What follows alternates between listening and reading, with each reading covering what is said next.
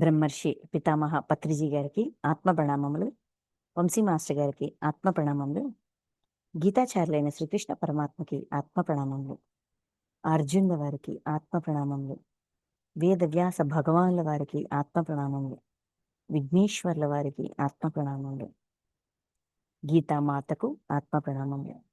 గీతని ఉద్ధరించిన మహానుభావులందరికీ హృదయపూర్వక పాదాభివందనాలు, కృతజ్ఞతలు.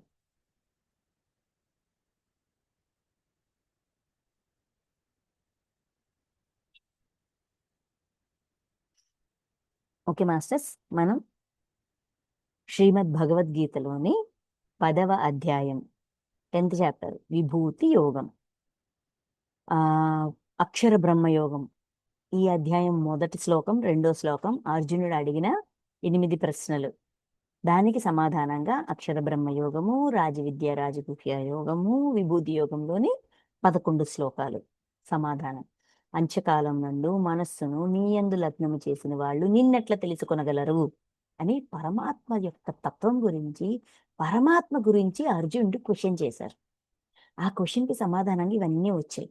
ఆయన చెప్పాల్సిందంతా చెప్పారు. పరమాత్మ అంటే ఏంటి, ఆయన తత్వం అంటే ఏంటి, ఆయన ఏ విధంగా గైడ్ చేస్తారు, ఏ విధంగా ట్రైన్ చేస్తారు, ఇలాగా అన్నీ చెప్పుకొచ్చారు. సో ఎవరైనా నాతో అంటే ఆ పరమాత్మతో, ఆ సృష్టికర్త యొక్క చైతన్యతో కనెక్ట్ అయిన వాడికి నేను నాది అనే ఈ భేదన ఉండదు. ఆటోమేటిక్ దాటిపోతాం. అంటే ఇది ఎలా చెప్పచ్చు అంటే, మీరు ఎవరైనా చూసారో లేదో నాకు తెలీదు, ఒక మార్వెల్ మూవీ ఒకటి ఉంటది. ఏంటది, వాళ్ళు వాళ్ళకి స్పెషల్ పవర్స్ ఉంటాయి అనమాట. ఆ స్పెషల్ పవర్స్ ఉన్న వాళ్ళందరినీ కూడా చంపేయాలనుకుంటారు. నార్మల్ పీపుల్, స్పెషల్ పవర్స్ ఉన్న పీపుల్.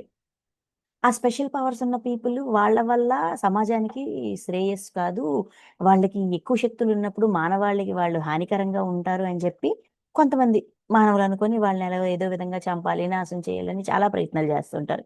ఈ స్పెషల్ పీపుల్ అంతా కూడా ఒక గ్రూప్ అవుతారనమాట. వీళ్ళందరికీ అందులో ఒక్కొక్కడికి ఒక్కొక్క స్పెషాలిటీ ఉంటుంది. వాడు అగ్నిని ఇలా ఇలా వాడు తలుచుకోగానే వాడి అగ్గి వస్తుంది, ఇలా కట్ చేయగలుగుతారు, ఇలా స్పీడ్ గా వాక్ చేయగలుగుతారు, ఒక్క సెకండ్ లోనే ఇక్కడ నుంచి అక్కడికి వెళ్ళిపోగలుగుతారు. ఒక అతనికి ఉంటారు, ఒక అతనికి ఏంటంటే మైండ్ రీడ్ చేయగలడు అనమాట. తన మైండ్ తో అన్నిటిని చూడగలడు, అందరితో కనెక్ట్ అవ్వగలడు. ఈ స్పెషల్ పీపుల్ అనేవాళ్ళు అంటే ఈ శక్తులు అంటే సిద్ధులు అనుకోండి, శక్తులు అనుకోండి, స్పెషాలిటీస్, స్పెషల్ క్వాలిటీస్ అన్నమాట, ప్రత్యేకతలు ఉన్న వాళ్ళందరూ ఎవరెవరు ఎక్కడెక్కడ ఉన్నారనేది ఆయనకి తెలుసు. ఆయన ఆయన యొక్క థాట్ పవర్ తో వాళ్ళతో కనెక్ట్ అయ్యి ఉంటాడు. నార్మల్ పీపుల్, సహజంగా ఉండే మానవులు, ఈ అసహజంగా, సహజత్వానికి కొంచెం భిన్నంగా శక్తులతో, ప్రత్యేకతలతో ఉన్న వాళ్ళని అతను ఉమ్, మొత్తం ఈ మానవ సమాజం సృష్టిలో, ఆ భూమి మీద ఉన్న మానవులందరిలో వీడెవడు వీడెవడు అనేది అతనికి తెలుస్తుంది. అతను ఒక్కసారి తలుచుకున్నాడు అనుకోండి, వీళ్ళందరితో టక టక టక టక కనెక్ట్ అయిపోతాడు. అందరిది మొత్తం ఈ స్పెషల్ పీపుల్ అందరితో కనెక్ట్ అయిపోతాడు. అంతేకాదు, నార్మల్ హ్యూమన్ బీయింగ్స్ యొక్క మైండ్ లోకి కూడా వెళ్తాడు.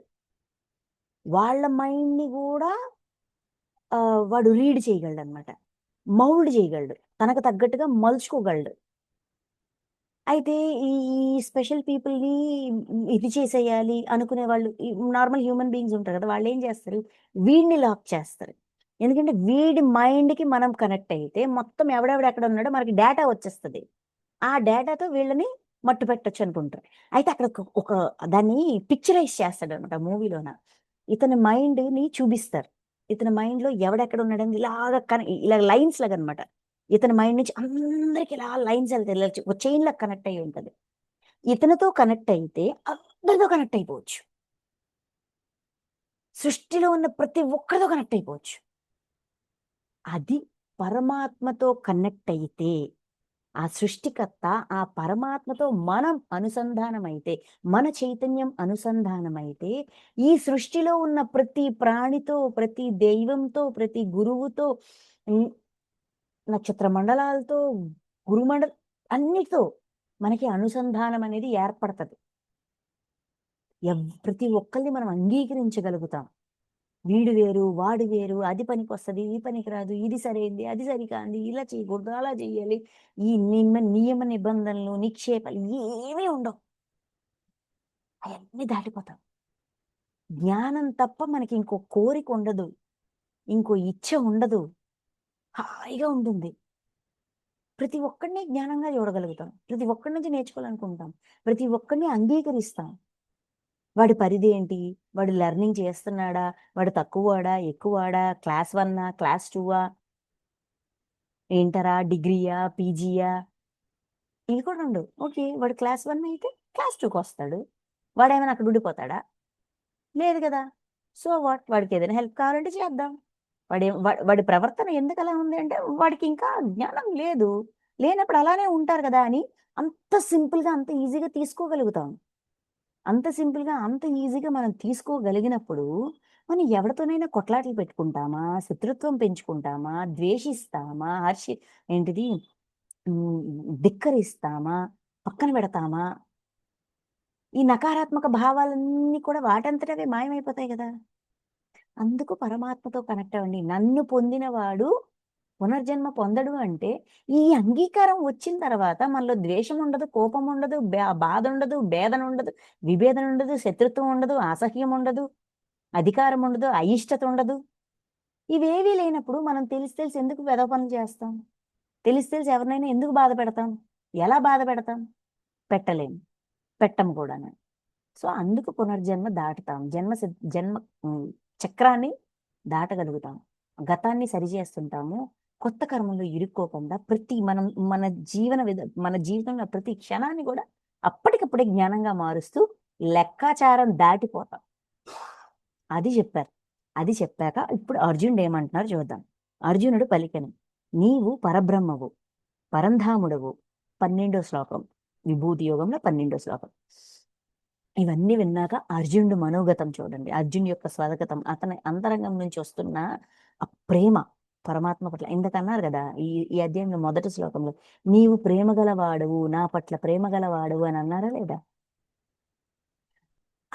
ఆ అర్జునుడికి ఆ దైవం పట్ల, ఆ పరమాత్మ, ఆ చైతన్యం పట్ల ఆయనలో వచ్చిన భావోద్వేగం, భావన, ఆ ఆనందాన్ని ఆయన వ్యక్తపరుస్తారు ఒక 6-7 శ్లోకాల్లోన. చూద్దాం. నీవు పరబ్రహ్మవు, పరంధాముడవు, పరమ పవిత్రుడవు, మహర్షులు నిన్ను సనాతనుడవనియు, దివ్య పురుషుడవనియు, దేవదేవుడవనియు, జన్మరహితుడవనియు, సర్వవ్యాపివనియు ప్రస్తుతింతురు. దేవర్షి నారదుడు, అసితుడు, దేవలుడు, వ్యాసమహర్షి నుతింతురు. నీవును నాకు ఆ విధముగానే తెలుపుచున్నావు. నాకిప్పుడు అర్థమయ్యిందయ్యా, నీవు పరబ్రహ్మవు, బ్రహ్మాండంలో అణువణువున ఉన్నావు, పరమై ఉన్నావు, లయమై ఉన్నాయి, కలిసిపోయి ఉన్నావు. నిన్ను ఈ బ్రహ్మాండం నుంచి నిన్ను వేరు చేయడం అనేది సాధ్యం కాదు. అణువణువున ఉన్నావు, అది నాకు అర్థమవుతుంది. పరంధాముడవు, చేరవలసిన గమ్యం ఏంటి, ధామం ఏంటి అంటే నిన్ను చేరాలి, నిన్ను తెలుసుకుని నిన్ను చేరగలగాలి. పరమ పవిత్రుడవు, పవిత్రమైన వాడివి అంటే అన్ని దివ్యత్వపు లక్షణాలన్నీ కూడా నీలో ఉన్నాయి. మహర్షులు నిన్ను సనాతనుడవనియు, ఏనాటి నుంచో ఉన్నవారు, దివ్య పురుషుడవనియు, అన్ని దివ్య గుణాలే నీ దివ్యత్వంతో నిండి ఉన్న చైతన్యం. దేవాది దేవుడు, దేవుళ్ళకే దేవుడు, జన్మరహితుడు,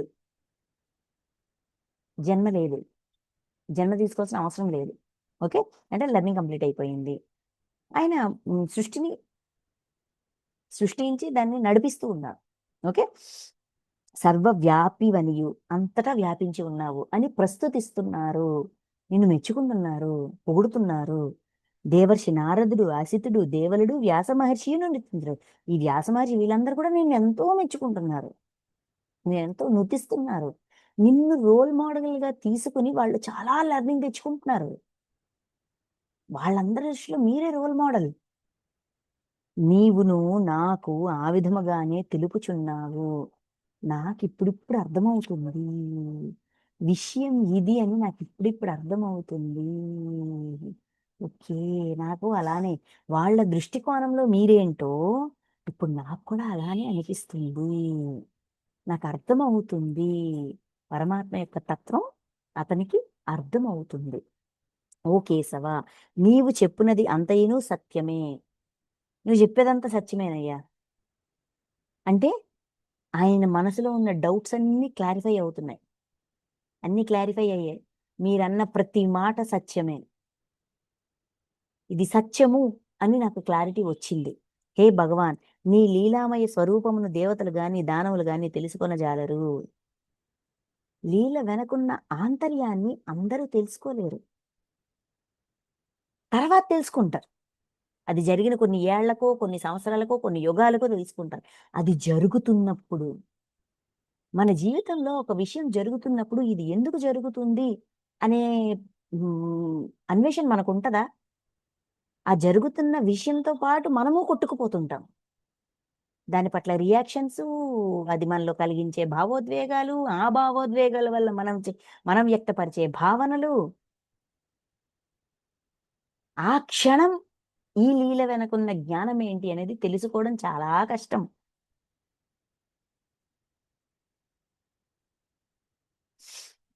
ఇక్కడ సత్యం అర్థమైంది అంటే అర్జునుడికి గత జన్మ జ్ఞానం స్ఫురించి ఉంటది.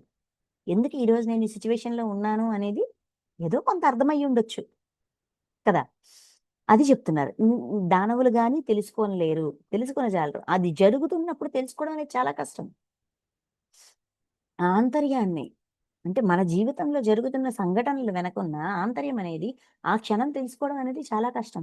అదంత పాసిబుల్ కాదు. నెక్స్ట్, ఓ జ ఓ జగదుత్పత్తి కారక, జగత్తుని ఉత్పత్తి చేసిన వాడు అంటే సృష్టికర్త. ఓ సర్వభూతేశ, అన్ని భూతములు అన్ని ప్రాణములకు ఈశుడు, ఈశ్వరుడు, హెల్ప్ చేసేవారు, గైడ్ చేసేవారు. ఓ దేవాది దేవ, దేవతలకే దైవానివి నువ్వు. ఓ జగన్నాథ, ఈ జగత్తంతటికి నాథుడు. ఓ పురుషోత్తమ, అంటే ఆత్మని ఉత్తమంగా మార్చుకున్నారు. నీ తత్వమును నీవే స్వయముగా ఎరుంగుదువు. నీ తత్వం ఏంటో నీకే అర్థమవుతుంది, మాకు అర్థం కాదు. అంటే మన విజ్ఞత ఎంతవరకు ఎక్స్పాండ్ అయ్యిందో అంతవరకే మనకు అర్థం అవుతుంది. ఆ నెక్స్ట్ లెవెల్ అనేది మనకు అర్థం కాదు. ఆయన లెవెల్ టాప్.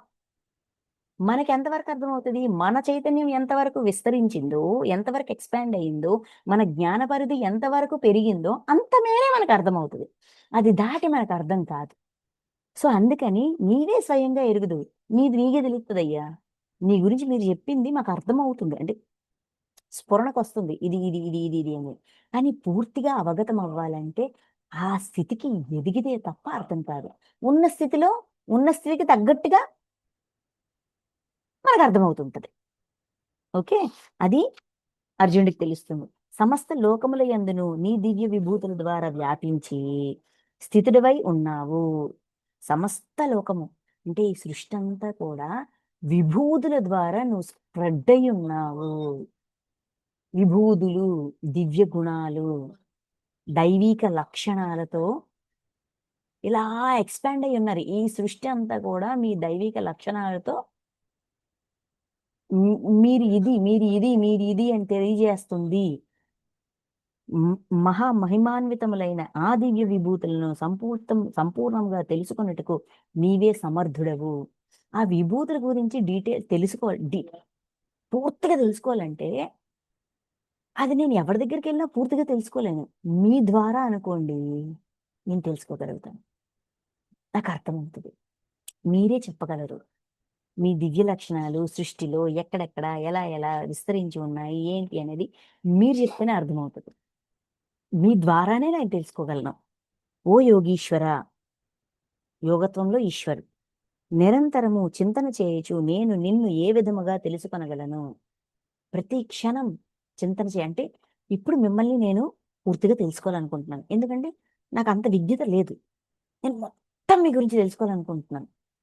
తెలుసుకోవాలంటే ఎలా? చింతన చేయొచ్చు, నిరంతరం చింతన చేయొచ్చు. అంటే నిరంతరం నాలో ఈ మననం అవ్వాలి. ఈ మననం నాలో నిరంతరం అవ్వాలి అంటే ఎలా, ఏ విధంగా తెలుసుకోగలను? హే భగవాన్, ఏ ఏ భావములతో నా ద్వారా చింతన చేయదగిన వాడవు? ఎలాంటి భావాలతో ఇప్పుడు ఇందాకేం చెప్పారు, ఈ భావాలు కూడా నేనే అని అన్నారు కదా. మానవులలో ఉద్భవించి ఈ భావాలు కీర్తి, అపకీర్తి, భయము, అభయము, ఇవన్నీ కూడా నేనే అని అన్నారు కదా. అన్నారా లేదా?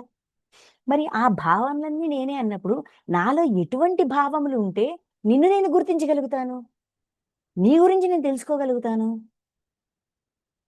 చూడండి, భావనలు కూడా నేనై ఉన్నానన్నప్పుడు నాలో ఎటువంటి భావన ఉంటే అది దైవిక లక్షణము, అది పరమాత్మ యొక్క తత్వము, అది దివ్య విభూతి అని నాకెలా తెలుస్తది?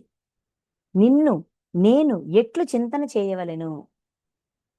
ఎలాగ గుర్తు చేసుకోవాలయ్యా నిన్ను నేను? నిరంతరం నిన్నెలాగ నా ఆలోచనల్లో, నా భావనలో అన్నిట్లో నిన్ను స్థాపన చేసేయాలి అంటే ఏం చెయ్యాలి? ఓ జగన్నాథ, జనార్దన, ఓ జనార్దన, నీ యోగ శక్తిని గూర్చియు, నీ విభూతి వైభవములను గూర్చియు విస్తృతముగా ఇంకనూ తెలుపుము. ఇంకా మీ గురించి తెలుసుకోవాలనుంది. ఎందుకంటే తెలుసుకునే కొద్దీ, తెలుసుకునే కొద్దీ, తెలుసుకునే కొద్దీ, వినే కొద్దీ, వినే కొద్దీ అది మనం అవ్వాలి అనే తృష్ణ పెరుగుతది. జిజ్ఞాస పెరుగుతది. అందుకని చెప్పవయ్యా! ఇంకా తెలుసుకోవాలనిపిస్తుంది. మీరు చాలా ఎక్స్‌ప్లెయిన్ చేశారు. మీరు ఇప్పటివరకు చాలా చెప్పారు. కానీ ఇంకా కావాలనిపిస్తుంది. ఆ జ్ఞానం, ఆ అమృతాన్ని ఇంకా ఇంకా హ్మ్, పొందాలనిపిస్తుంది. నీ విభూతి వైభవముల గురించియు విస్తృతముగా ఇంకనూ తెలుపుము. ఇంకా ఇంకొంచెం డీటెయిల్‌గా చెప్పా? ఇంకొంచెం లోతుల్లోకి చెప్పా? ఇంకా ప్రతి క్షణం ఈ చింతనలోనే ఇలానే నేను ఇంకా నన్ను నేను ఇంకా తెలుసుకోవాలి. ఇంకా దైవంగా మారాలి. దైవిక లక్షణాలు సృష్టిలో ఏ విభూతిలా దాగా మీరు స్ప్రెడ్ అయ్యున్నారు. నాకలన్నీ తెలుసుకోవాలనుంది. ఏలననా నీ అమృతమయ వచనములను ఎంతగా విన్నను తనివియే తీరదు. మీరు చెప్తున్న ఈ జ్ఞానము అమృతం కంట రుచిగా ఉంది. అమృతం ఎలా ఉంటదో మాకైతే తెలీదు. కానీ అమృతం బావుంటది అంటారు కదా! అలాగా ఇదేదో చాలా బావుంది. ని ఎంతగా విన్ననో తనివియే తీయడం లేదు. ఇంకా ఇంకా వినాలనిపిస్తుంది. ఇంకా చాలబ్బా! అనిపించట్లా. ఇంకొంచెం చెప్తే బావున్ను. ఇంకా చెప్తే బావున్ను. ఇంకా వివరిస్తే బావున్ను. ఇంకా ఇంకా డీటెయిల్స్ ఇస్తే బావున్ను. ఇంకా లోతుల్లోకి ఎక్స్‌ప్లెయిన్ చేస్తే బావున్ను. అలా అనిపిస్తుందయ్యా అని అర్జునుడు రిక్వెస్ట్ చేస్తున్నాడు. ఇంతవరకు ప్రశ్నించిన అర్జునుడు ఇప్పుడేమంటున్నాడు? నాకది అయిపోవాలనుంది. నేనా విభూతి అయిపోవాల. కిందకెళ్ళు. ఒక్క నిమిషం మాస్టర్స్. సార్ చెప్పండి.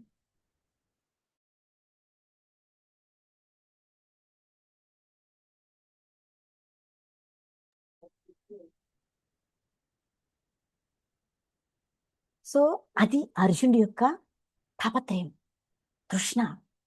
కావాలి, కావాలి, కావాలి. జ్ఞానం అనే జ్ఞానం యొక్క కిక్కు ఎక్కినోడు వాడికి అది తప్ప ఇంకేది రుచించదు. ఉంటాడు. సంసారంలో నుంచి ఎక్కడికి పారిపోడు. సంసారంలో ఉంటాడు, బంధాల్లో ఉంటాడు, ప్రాయశ్చిత్తం చేసుకుంటూ ఉంటాడు, తనని పరివర్తనలో ఉంటాడు, తనని తాను మార్చుకుంటూ ఉంటాడు, గుణాలని తెలుసుకుంటూ ఉంటాడు, గుణాల్ని మార్చాలని ఉంటాడు. ఇవన్నీ పొందుతూ ఇవన్నీ చేస్తుంటాడు. కానీ ఇంకా, ఇంకా తెలుసుకోవాలి, ఇంకా తెలుసుకోవాలి, ఇంకా తెలుసుకోవాలి, ఇంకా ఇంకా ఈ ఈ ఈ విషయం దీని అర్థమేంటి? దాని అర్థమేంటి? ఇది ఇలా ఎందుకు జరిగింది? మామూలుగా అయితే ఇలా జరగాలి కదా! అంటే సిద్ధాంతం ప్రకారం సత్యమైతే ఇది. సత్యం ఇదైనప్పుడు అదే అలా ఎందుకుంది? ఇక్కడ ఏంటి లోపం? ఇక్కడ ఏ టాపిక్, ఏ నాలెడ్జ్‌ని మిస్ అవుతున్నాను? అసలు నేను ఎక్కడ దారి తప్పుతున్నాను? ఏం జరుగుతోంది? ఇలాగ తృష్ణ పెరుగుతదనమాట. జ్ఞానం యొక్క రుచి, సత్యం యొక్క సహాయంతో జ్ఞానం యొక్క రుచి చూసినవాడు దాన్ని వదలడు. దాని మీద విరక్తి రాదు. కొన్ని విషయాలు మనకు నచ్చుతాయి. కొన్ని తిండి పదార్థాలు, ఫుడ్ ఐటెమ్స్ కొన్ని నచ్చుతాయి. దాని పట్ల ఉన్న క్రేవింగ్స్ అనేవి ఉంటాయి. 3 నెలలుంటాయి, 6 నెలలుంటాయి, 10 సంవత్సరాలుంటాయి, 20 సంవత్సరాలుంటాయి. తర్వాత తెలియకుండా మాయమైపోతది ఆ క్రేవింగ్. ప్రతి క్షణం కావాలనిపించే ఆ తాపత్రయం కాస్త తెలియకుండా మాయమైపోతది. కానీ ఇదలా ఉండదు. ఇంకా ఇంకా పొందాలి, ఇంకా ఇంకా పొందాలని అది పిచ్చిల అంటే పిచ్చని అనడానికి లేదు. ఆ ఆ తపన, జ్ఞానం తెలుసుకునే కొద్దీ, దాన్ని ఆచరించే కొద్దీ, సత్యంలో జీవించడము, ధర్మం యొక్క ప్రభావము, ధర్మబద్ధమైన జీవితం కష్టం అనుకున్నాం ఇన్నేళ్ళు, ఇన్ని జన్మలు. కానీ ధర్మబద్ధమైన జీవితం చాలా ఈజీ అని అర్థమయ్యాక ఆ, అధర్మబద్ధమైన జీవితాన్ని ఎందుకు జీవిస్తాము? ప్రతిదీ మనల్ని ప్రోత్సహిస్తున్నప్పుడు, ప్రేరణ ఇస్తున్నప్పుడు మనం ఎందుకు వదులుతాము? జ్ఞానం అటువంటిది. అది అర్జునుడికి వచ్చిన ఎమోషన్. ఇదంతా విన్నాక, ఇది విన్నాక మళ్ళీ భగవానుడు అంత ప్రేమగా, అంత బుజ్జగించి అడుగుతుంటే, ఆ మామూలుగా ఇదేంటి నాకు అర్థం కావట్లేదు నాయన చెప్పవయ్యా అంటేనే చెప్పే రకం పరమాత్మ. అలాంటిది ఇంత బతిమాలి అడిగితే చెప్పడం మానేస్తారా? ఖచ్చితంగా చెప్తారు. అదే పని ఇక్కడ జరుగుతుంది. అప్పుడు భగవానుడు చెప్తున్నారు. 19వ శ్లోకం. శ్రీ భగవానుడు పలికెను, ఓ అర్జున, నా దివ్య విభూతుల విస్తృతికి, వ్యాప్తికి అంతమే లేదు.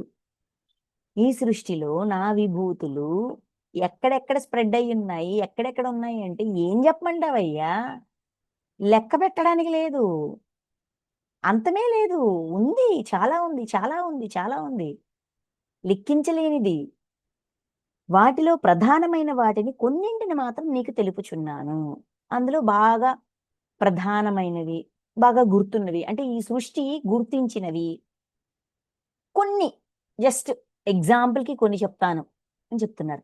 ఇక్కడ దివ్య విభూతులు, దివ్యత్వాన్ని సంతరించుకున్న సద్గుణాలు.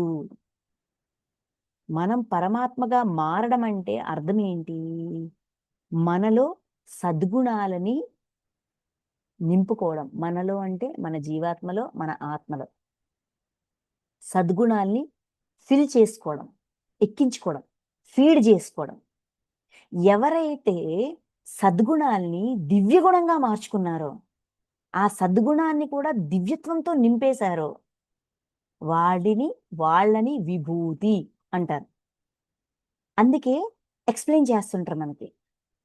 ఇక్కడ ప్రతి దాంట్లో చెప్తారనమాట. ఇక్కడ చెప్పడం కూడానా, ఇందులో నేనిది, ఇందులో నేనిది అంటారు. అంటే వాళ్ళందరూ ఒకేసారి పుట్టారు, ఒకే తల్లి కడుపున పుట్టారు, పుట్టారు, ఒకేలాగా పెరిగారు. కానీ వీడదయ్యాడు.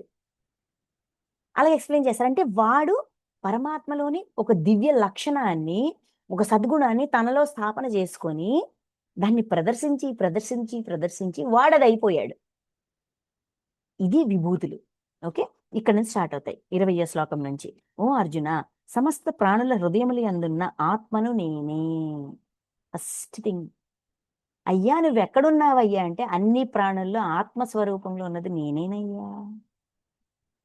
ఆ ఆత్మ చైతన్యం ఎక్కడి నుంచి వచ్చిందయ్యా? నా నుంచే వచ్చింది కదా, మరి అది నేనే కదా. అంటే నా ఆత్మని ఉద్ధరించడం నా మొదటి బాధ్యత. అంటే ఇంకొక మాట, ఈ ఈ- ఈ భగవద్గీత అంతా నువ్వు ఆత్మవి అని అంటారు. నువ్వు శరీరంతో ఉన్నా కూడా ఆత్మగా జీవించడం నేర్చుకునేంత వరకు కూడా నీ ప్రయాణం ఇంకా ఉంది అని తెలియజేసే మొట్టమొదటి విభూతి. అన్ని ప్రాణులలో ఆత్మగా ఉన్నది నేనే. సర్వ ప్రాణుల హృదయముల యందున్న ఆత్మను నేనే. హృదయం నిర్వాణమయ కోశం ద్వారా ఆత్మగా ఉన్నది నేనే. ఆత్మను నేనే. జీవుడిలో ఉన్న, అంటే శరీరంలో ఉన్న 7వ శరీరము. ఈ ఈ ఈ ఈ హృదయం ద్వారా నాతో కనెక్ట్ అవ్వచ్చు. నువ్వు ఆత్మ పదార్థాన్ని, మనం ఆత్మ పదార్థాలమని ఎరుక పెంచుకునే కొద్దీ మనం పరమాత్మతో కనెక్ట్ అయ్యే ఛాన్సెస్ పెరుగుతూ ఉంటాయి. అందుకే మనం శరీరంతో ఉన్నాం కానీ మన అసలు స్వరూపం, ఆత్మస్వరూపం అనే ఎరుక మనకి ఎప్పుడూ ఉండాలి. ఇది మొదటి విభూతి. నెక్స్ట్, సకల భూతముల ప్రాణుల ఆదియు మధ్యస్థితియు అంతము నేనే. ఆది మధ్యం అంతం. సకల ప్రాణుల, సకల భూతముల, లేదంటే సకల ప్రాణుల ఆది మధ్యం అంతం నేనే. ఏదో సృష్టించేశాను కదా అని చెప్పి వదిలేను. ఆ మ అంటే ఆ ప్రణాళిక ప్రిపేర్ చేయడం గాని, కావాల్సిన జన్మ ఇవ్వడం గాని, మళ్ళీ అది ఎండ్ అవ్వడం గాని, ఇయన్నింటిని నా పర్యవేక్షణలో జరుగుతున్నాయి. ఆది, మధ్యం, అంతం అన్నీ నేనే అంటే, ఒక పని మొదలుపెడితే, ఆ పని పూర్తయ్యేంత వరకు మనమై ఉండాలి. ఆ పని పట్ల మన శ్రద్ధ ఉండాలి. మొదలుపెట్టాను కాబట్టి నేను పూర్తి చేయాలనే దాన్ని ఏమంటారమ్మా? బా బాధ్యత. గుర్తొచ్చినప్పుడు చెప్తాను. ఆ బాధ్యత మనం స్వీకరించాలి. ఇది నేను నా సంకల్పంతో, లేదంటే నా ఆలోచనతో నేను మొదలుపెట్టిన పని. దీన్ని నేను పూర్తి చేయాలి. అది జరుగుతున్నప్పుడు నా బాధ్యత నేను నిర్వర్తించాలి. అది పూర్తవుతున్నప్పుడు ఉండాలి. అణువున నేనై ఉండాలి అనేది రెండవ విభూతి. చాలా వరకు మధ్యలోనే వదిలేసి వెళ్ళిపోవడం మనకు అలవాటు. ఒక కష్టం వచ్చింది వదిలేస్తాం. ఒక సమస్య వచ్చింది వదిలేస్తాం. వ్యక్తుల్ని వదిలేస్తాం. స్నేహాన్ని వదిలేస్తాం. బంధాన్ని వదిలేస్తాం. ఇంకా చిరాకొస్తే ప్రాణాన్ని కూడా వదిలేస్తాం. అది పనికిరాదు. అది దివ్యత్వం కాదు. అది సద్గుణం కాదు. అది చెప్తున్నారు. ఆది, మధ్యము, అంతము నేనే. ఇదొక దివ్య విభూతి. రెండవది. నెక్స్ట్ మూడోది. అంటే ప్రాణుల యొక్క సృష్టి, స్థితి, లయలకు కారణము నేనే. వాటి యొక్క సృష్టి, స్థితి, లయ అన్నింటిలోనూ నేనున్నాను. తోడుగా ఉన్నాను. అలా తయారు చేసి అలా పడేలా నేనున్నాను. నేను హెల్ప్ చేస్తుంటాను. నేను గైడ్ చేస్తాను. ఆలోచనని కూడా కార్యరూపం దాల్పించి, ఆ కార్యాన్ని కూడా పూర్తి చేసేంత వరకు మన పని కంప్లీట్ అవ్వలేదు అని అర్థం. ఓకే? ఇది రెండో విభూతి. నెక్స్ట్ 21వ శ్లోకం. అదితి యొక్క ద్వాదశ పుత్రులైన ఆదిత్యులలో విష్ణువును నేను. అదితిదేవి కశ్యప మహర్షి యొక్క భార్య. ఆమెకి ఈ 12 మంది పుత్రులు ఒకసారి కలుగుతారు. ఓకే? అదితి, దితి ఇలాగ కశ్యప మహర్షికి చాలా మంది భార్యలు ఉన్నారు కదా! ఒక్కొక్క భార్య నుంచి చాలా సంతానాలు వస్తుంటాయి. ఓకే? అందులో ఈ 12 మంది ద్వాదశ పుత్రులు. ఈ 12 పుత్రులు ఒక సెట్ లాగనమాట. అలా గుర్తిస్తారు వాళ్ళని. ఈ 12 మంది ఆ తల్లికి, ఆ తండ్రికి ఒకసారి పుట్టిన వాళ్ళే. కానీ వీళ్ళందరిలో నేను విష్ణువును. అంటే ఆ పర్సన్, ఆ విష్ణువు, ఆ పర్సను దైవంగా మారాడు. తనలోని దివ్యత్వాన్ని పెంచుకున్నాడు. తనలోన పరమాత్మ తత్వాన్ని అంచెలంచెలుగా కొంచెం కొంచెంగా ఇంకించుకుని తాను ఆ స్వరూపంగా మారాడు. ఒక తల్లి కడుపున 10 మంది పుట్టొచ్చు. కానీ ఒకడే సద్గుణాలతో అందరి ప్రవర్తన ఒకలాగుండదు. ఒకడికి దీని మీద ఇంట్రెస్ట్ ఉంటది. ఒకడికి ఇంకోటి మీద ఒకడు దైవంగా మారే ప్రయత్నంలో ఉంటాడు. అలాగా ఈ ద్వాదశ పుత్రులైన ఆదిత్యులు, ద్వాదశాదిత్యులు అంటారు కదా! 12 మంది ఆదిత్యులు. ఆదిత్యులు అంటే సూర్యుడని కాదు. అదితిదేవి కొడుకులు కాబట్టి ఆదిత్యులు. దితిదేవి పుత్రులు కాబట్టి దైత్యులు. తల్లి పేరు నుంచి వాళ్ళకొచ్చిన ఇప్పుడు పాండవులు, పాండురాజు పుత్రులు పాండవులు. తండ్రి పేరుతో వాళ్ళని పిలిచారు. కనెక్ట్ చేశారు. అదే విధంగా ఇక్కడ తల్లి పేరుతో వాళ్ళని కనెక్ట్ చేశారు. అదితిదేవి పుత్రులు కాబట్టి ఆదిత్యులు. ఆ 12 మందిలో విష్ణువుని నేను. ఈ విష్ణువు అనే పుత్రుడు తనని తాను దైవంగా మార్చుకున్నాడు. నెక్స్ట్ జ్యోతిర్మయ స్వరూపంలో నేను ఈశ్వరుడను. జ్యోతిర్మయ స్వరూపాలలో అంటే తమని తాము తమలో ఆత్మజ్యోతిని, జ్ఞాన జ్యోతిని వెలిగించుకుని జ్ఞానంగా మారిన వాళ్ళు. జ్యోతిర్మయ స్వరూపం అంటే ఇలాగా ప్రకాశవంతమైన స్వరూపాలు. ప్రకాశాన్ని అందించే స్వరూపాలని కూడా చెప్పొచ్చు. కానీ పరమాత్మ ఏమంటారు? అపరాప్రకృతి, పరాప్రకృతి. ఆ పరాప్రకృతి అయ్యుండాలి అన్నారు. అపరాప్రకృతి ఏంటిది? జడ ప్రకృతి. పరాప్రకృతి చైతన్యం.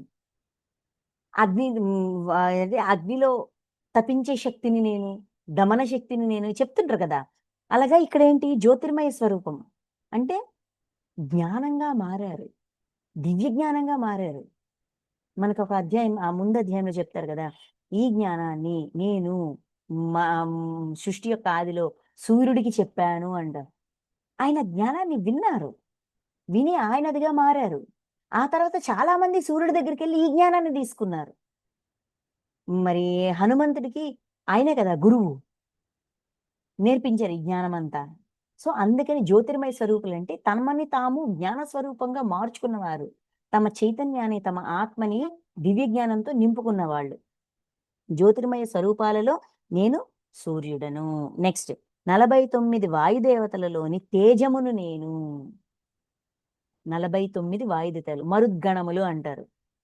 ఆ మరుద్గణములలో తేజం అంటే ఈ 49 మందిలోనూ వాళ్ళలో ఉన్న ఆ ప్రకాశం నేను. వాళ్ళు దేనికి ఫేమస్ అంటే, ఇది ఎలా చెప్పొచ్చు అంటే, మన భూమి ఉంది, భూమి పొరలు దాటే వెళ్లే కొద్దీ వాతావరణం చూడండి, ఒక్కొక్క లెవెల్ మారే కొద్దీ వాతావరణం మారిపోతూ ఉంటది. దాని యొక్క కాంపోజిషన్ మారిపోతుంది, ఉండే గ్యాసెస్ మారిపోతాయి, సాంద్రత మారిపోతుంది, డెన్సిటీ మారిపోతుంటది.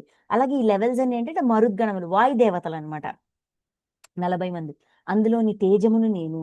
వాళ్ళలో ఉన్న తేజస్సు, ఈ ఈ ఈ వర్క్ చెయ్యాలి, మేము స్వచ్ఛందంగా ఈ పని చేస్తామని అందరూ ఒకేలాగా ఉంటారు. ఎందుకు వాళ్ళందరూ ఒకేలాగా ఉంటారంటే వాళ్ళంతా ఒకే పిండం. ఆ పిండం 49 భాగాలైంది. అది నశించిపోవాల్సిన పిండం 49 భాగాలైంది. ఎందుకు దాన్ని నాశనం చేయలేకపోయారంటే వాళ్ళలో ఉన్న దివ్యత్వం, తేజస్సు. ఇక్కడ తేజస్సు అంటే కాంతి కాదు, దివ్యత్వం. అది నేను అంటున్నారు. నెక్స్ట్, నక్షత్రాధిపతి అయిన చంద్రుడిని నేను. నక్షత్రాలన్నిటికీ అధిపతి చంద్రుడు. 27 నక్షత్రాలు, 27 నక్షత్రాలు ఈ అధిపతి చంద్రుడు. వీళ్ళందరినీ చక్కగా కేర్ టేక్ చేసే అతను అధిపతి. ఆధిపత్యం అనేది ఎదుటివాడిని బాధ పెట్టే విధంగా ఉండకూడదు. అందరి యొక్క మంచి చెడలు తెలుసుకుంటూ, అర్థం చేసుకుంటూ, ఎవరికి ఏం అవసరమో దాన్ని అందిస్తూ, వాళ్ళ మీద అజమాయిషీలు చెలాయించకుండా వాళ్ళతో ప్రేమగా ఉండగలగడం. సోమేశ్వర జ్యోతిర్లింగంలో చంద్రుడు చేసిన పొరపాటు, దానికి ఆయనకు వచ్చిన పనిష్మెంట్, దాన్ని ఆయన జ్ఞానంగా మార్చుకోవడం, ఇవన్నీ మనకు తెలుసు కదా. సో అందుకని ఇప్పుడు కొన్ని మాయలోనో మోహాల్లోనో ఉన్నప్పుడు మనం మొదట్లో అందరూ విరుద్ధతలోనే ఉంటారు. కానీ ఆ విరుద్ధత నుంచి దైవంగా మారడం అనేది చేసినవాడు దివ్య విభూతి. విరుద్ధతలో ఉండడం సహజం. విరుద్ధత నుంచి దివ్యత్వం వైపు ప్రయాణం మొదలుపెట్టి ఆ ప్రయాణాన్ని పూర్తి చేసి వాడు దైవంగా మారడం స్పెషల్, దివ్య విభూతి. ఆ విభూతి చంద్రుడయ్యారు. పొరపాట్లు చేశాడు మనిషి అన్నాక, పొరపాటు చేస్తాం, ఎవడైనా సరే తప్పులు చేస్తాం, పొరపాట్లు చేస్తాం, బాధ పెడతాం. బాధ పెట్టడంలో పెద్ద వెరైటీ ఏం లేదు. ఎవడికి ఎలా కనిపిస్తే అలా బాధ పెడతాడు. కానీ ఆ బాధని తెలుసుకుని దాన్ని మార్చుకుని ఎవరెవరినైతే ఇబ్బంది పెట్టామో వాళ్ళందరినీ క్షమ కోరుకుంటూ, వాళ్ళ పట్ల వినయంతో ఉంటూ, వాళ్ళకి కావాల్సింది ఏంటో తెలుసుకుని తగ్గట్టుగా మసులుకోవడం దైవిక లక్షణం. అది చంద్రుడయ్యారు. అందుకని నక్షత్రాధిపతి చంద్రుడిని నేను. వాళ్ళందరినీ సమంగా చూడగలిగారు, సమంగా ప్రేమ పంచగలిగారు. అందుకే మానసిక మనస్సుకి ప్రతీక చంద్రుడు అంటారు. మనసెరిగి ప్రవర్తించడం అనేది దానికి ఆయన రోల్ మోడల్ అయ్యారు. నెక్స్ట్ 22, వేదములలో నేను సామవేదమును. 4 వేదాలు ఉన్నాయి, ఋగ్ సామ యజుర్వేదము, అథర్వణ వేదము, 4 వేదాలు. వీటన్నిటిలో నేను సామవేదము అన్నారు. సామవేదంలో ఏంటి స్పెషాలిటీ? అన్ని వేదాల్లోనూ ధర్మానికి సంబంధించిన శ్లోకాలు ఉంటాయి, స్తోత్రాలు ఉంటాయి, సత్యాన్ని తెలియజేస్తుంటాయి, ధర్మాన్ని తెలియజేస్తుంటాయి, అన్నిట్లోనూ ఉంటాయి. దైవం యొక్క వాక్కులు, మానవుడు ఎలా జీవించాలి, ఎలా జీవించవచ్చు, ఎలా ఉండొచ్చు, ఎలా ఉండకూడదు, ఇలా ఏదో సంథింగ్, ఏదైనా జ్ఞానానికి సంబంధించి, ధర్మానికి సంబంధించి ఉన్న టెక్స్ట్ అవి. అన్నిట్లో సామవేదం నేను అన్నారు. సామవేదానికి ఉన్న స్పెషాలిటీ ఏంటంటే ఈ ఈ మిగతా ఋగ్వేదము, యజుర్వేదము, అథర్వణ వేదము, ఇందులో ఉన్నవన్నిటి కూడా అన్నింటికి ఒక మ్యూజికల్ నోట్ ఉంటదన్నమాట. దాన్ని లయబద్ధంగా పలకడం అనేది దానికి మ్యూజిక్ని జోడించి దాన్ని పలకడం, అది సామవేదం. సామవేదం ఏంటంటే మ్యూజిక్ రిలేటెడ్. ఇప్పుడు మామూలుగా ఏదో కట్టే కొట్టే తెచ్చే అంటూ చదువుకుంటూ పోవడం వేరు. అది ఇప్పుడు మనం చూడండి హనుమాన్ చాలీసా, లేదంటే లలితా సహస్రం అని, విష్ణు సహస్రం అని, యజ్ఞాలు యాగాలు చేసేటప్పుడు మంత్రాలు చదువుతా. ఆ మంత్రాలన్నీ కూడా మంత్ర పుష్పము, ఇవన్నీ పంతులు ఒక రాగంతో ఒక టోన్తో ఎత్తాల్సిన దగ్గర ఎత్తుతూ, దించాల్సిన దగ్గర దించుతూ ఒక లయబద్ధంగా పాడుతుంటే మనకి వినాలనిపిస్తుంది. అర్థం తెలిసినా తెలియకపోయినా, దీని వెనక ఆంతర్యం తెలియకపోయినా వినాలి అని అనిపిస్తుంది. ఆ వినాలి అని అనిపించడం దేని వల్ల? దానికి జోడించిన మ్యూజిక్ వల్ల, సంగీతాన్ని జోడించడం వల్ల అది లయబద్ధమైంది, వినసొంపయింది.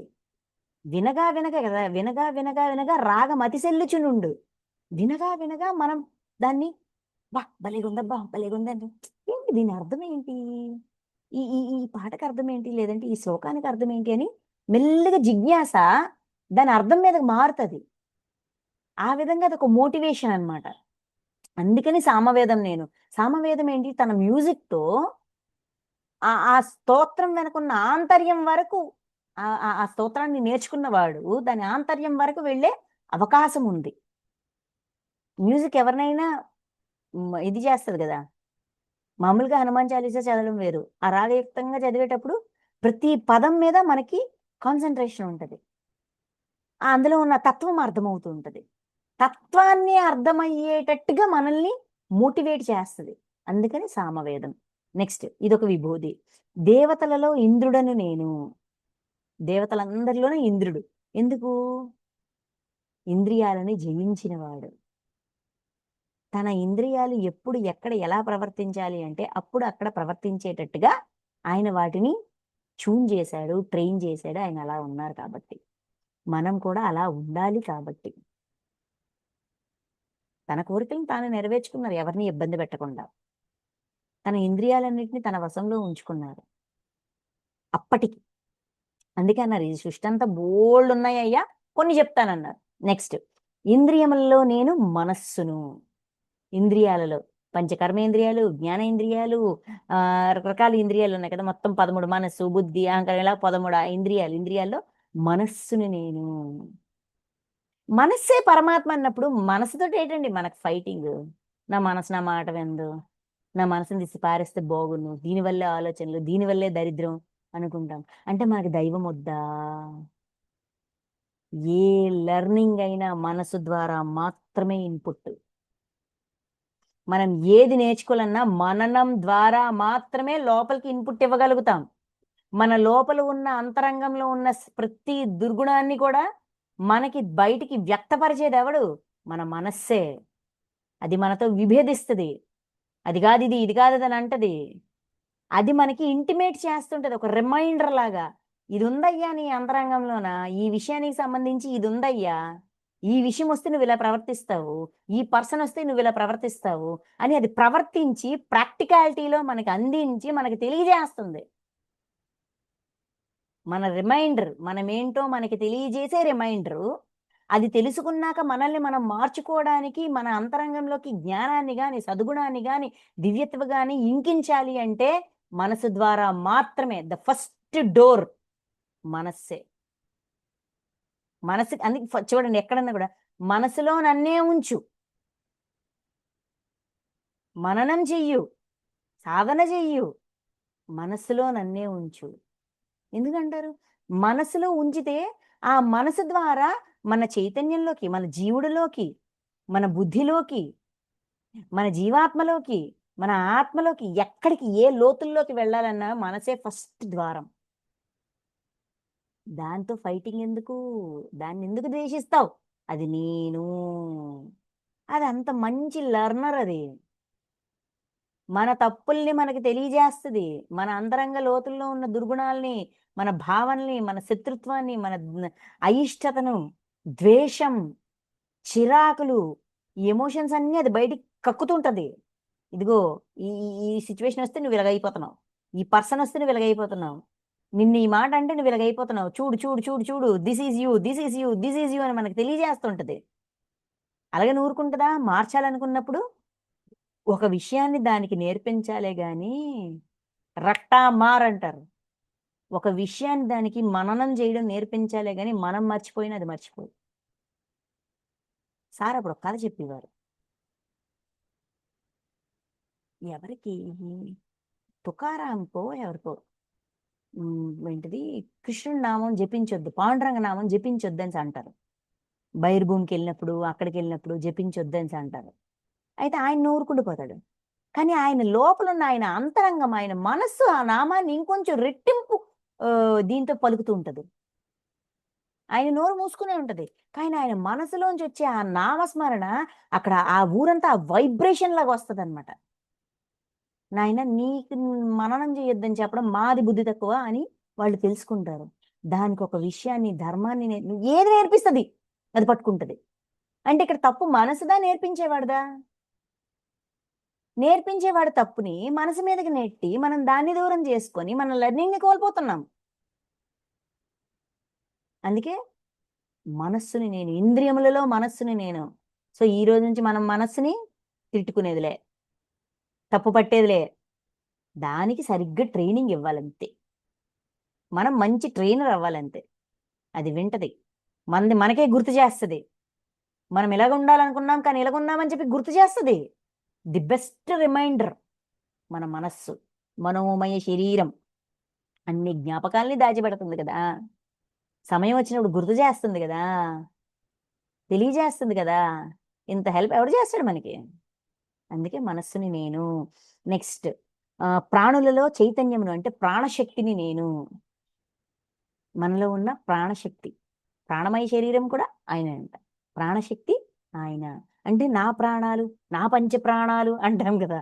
ఆ పంచ ప్రాణాలు కూడా పరమాత్మవే. కాబట్టి ఇక్కడ నేను, నాది అనేది తీసేయమంటున్నారు. ఇదొక విభూతి. నెక్స్ట్ 23 శ్లోకం. ఏకాదశ రుద్రులలో శంకరుడను నేను. ఏకాదశ రుద్రులు. వీళ్ళు కూడా అదితిదేవి పుత్రులు. ఏకాదశ అంటే 11. 11 మంది రుద్రులు. ఇందులో శంకరుడు అనే పర్సన్ ఆయన. అంటే ఆ జన్మ. ఆ జన్మకి, ఆ చైతన్యానికి పేరు శంకరుడు. ఆ శంకరుడు నేను అన్నారు. అంటే ఆయన సాధన చేసి, ప్రయత్నపూర్వకంగా సాధన చేసి, చేసి, చేసి, చేసి దైవంగా మారాడు. నెక్స్ట్ యక్ష రాక్షసులలో ధనాధిపతి అయిన కుబేరుడను నేను. యక్షులు, రాక్షసులు వీళ్ళందరిలో కూడా ధనానికి అధిపతి అయిన కుబేరుడను నేను. అంటే ఆయనకి ఏంటి ఇచ్చారు? ఫైనాన్స్ డిపార్ట్మెంట్ ఇచ్చారు. ఫైనాన్స్ డిపార్ట్మెంట్ హెడ్ అంటే వాడు ఏమైనా చెయ్యొచ్చు. ఆ డబ్బుల్ని తీసేసుకోవచ్చు, తన ఖర్చుల కోసం వాడుకోవచ్చు, తన అవసరాల కోసం వాడుకోవచ్చు, ఏమైనా చేయొచ్చు. కానీ ఆ పదవి అతనికి ఇచ్చారు. పరమాత్మ ఆ కుబేరుడు నేను అంటున్నారంటే ఆయనలో అంతటి దాతృత్వం ఉంది. ఇది నాది అనుకోడు. ఎవడికి ఎప్పుడు ఏ అవసరం ఉంటే దాన్ని అందిస్తూ ఉంటారు. అందుకు ఆ కుబేరుని దాతృత్వం అనే దివ్య గుణం, విభూది కుబేరుడు. నెక్స్ట్ అష్టవసువులలో అగ్నిని నేను. అష్టవసువులు వీళ్ళు 8 మంది సంతానం. వీళ్ళు దితిదేవి పుత్రులే. సరే, ఆదిత్య కరెక్ట్ గా గుర్తులేదు. సంతానం అదితి దేవి యొక్క పుత్రులు. ద్వాదశ ఆదిత్యులు, ఏకాదశ రుద్రులు, అష్టవసువులు, ఇలాగా ఒక్కొక్కసారి పుట్టిన సంతానాలు అనమాట. ఇలాగే కొన్ని ఏళ్ల తరబడి, కొన్ని మన్వంతరాల తరబడి వీళ్ళ సంతానము, వీళ్ళ జన్మ ఆ కాలంలో ఇది నడుస్తుంది. అష్టవసువుల్లో అగ్నిని నేను. వాళ్ళందరిలో అగ్ని అనేది దైవంగా తాను సాధన చేస్తూ ప్రయత్నపూర్వకంగా దైవంగా మారి తనలో కొన్ని దివ్య లక్షణాల్ని, కొన్ని దివ్య విభూతుల్ని ఇంకించుకున్నారు. అందుకని అగ్నిని నేను. పర్వతములలో సుమేరు పర్వతమును నేను. పర్వతాలన్నిట్లోనూ సుమేరు పర్వతం నేను అన్నారు. సుమేరు పర్వతం వినయం. వినయం అనే విభూతి. అందరికీ అన్నింటికీ స్థానం ఉంటది ఆ పర్వతంలో. అందరికీ సహాయం చేస్తూ ఉంటారు. తన ఏమంటారంటే ఆ ఆ పర్వతం యొక్క అణువణువున రత్నాలు, మణిమాణిక్యాలన్నీ బోల్డ్ బాగా ఉంటది. మంచి అంటే ఇక్కడ రత్నాలు, వైడూర్యాలు, వజ్రాలు అని కాదు. వినయం అనే దివ్య లక్షణంతో అతనికి గుర్తింపు వచ్చింది. అది నేను. అంటే ప్రతి దాంట్లో నేను అన్నారంటే అక్కడ ఏదో ఒక దివ్యత్వపు లక్షణం, దివ్య విభూతి ఉంది. ఆ విభూతిని గుర్తించి ఆ విభూతి మనం అవ్వగలగాల. అంటే ప్రతి క్షణం నిన్ను తలుచుకోవాలయ్యా, మననం చెయ్యాలయ్యా, నీలా మారాలయ్యా, నీ విభూతుల విస్తృతి తెలుసుకుంటే కదా నేను అలా అవ్వగలుగుతాను. ఎక్కడెక్కడ ఉన్నాయని అడిగారు కదా! ఎక్కడెక్కడ ఏంటయ్యా ఇందుగలడు అందులేడని సందేహం వలదు. సృష్టిలో బోలెడు దగ్గర ఉన్నాయి. ఫర్ ఎగ్జాంపుల్ చెప్తున్నాను. ఒక కొండని చూస్తే గుర్తు రావాల. ఒక చెట్టుని చూస్తే గుర్తు రావాల. ఒక నిప్పురవ్వ, అగ్ని చూస్తే గుర్తు రావాల. గుర్తు తెచ్చుకుంటూ ఎరుక పెంచుకుంటూ అది మనం అవ్వాల. అందుకు ఇవన్నీ మనకి ఎక్స్‌ప్లెయిన్ చేస్తున్నారు. ఈ అధ్యాయంలో ఉన్న పరమాత్మ ద్వారా తెలపబడిన కొన్ని విభూతుల్లో కొన్ని కనీసం ఒక 2 విభూతులు ఈ జన్మకు మనం అవ్వాలి. ఈ సంకల్పం పెట్టుకుందాం. ప్రయత్నపూర్వకంగా ప్రయత్నం చేద్దాం. అయ్యింది అవ్వంది మనకు సంబంధం లేదు. ప్రయత్నం చేశామా లేదా అది మాత్రమే మనకు సంబంధం. అది మాత్రమే మన చేతిలో ఉంది. ప్రయత్నం మాత్రమే మన చేతిలో ఉంది. ప్రయత్నశీలత, అభ్యాస వైరాగ్యం. ఈ రెండే మన చేతుల్లో ఉన్నాయి. అందుకు ఈ దివ్య విభూతులు మనం అవ్వాలి. ఆ సంకల్పంతో ఈరోజు ఈ సెషన్‌ని ఎండ్ చేసుకుందాం. Thank you masters. Thank you so much.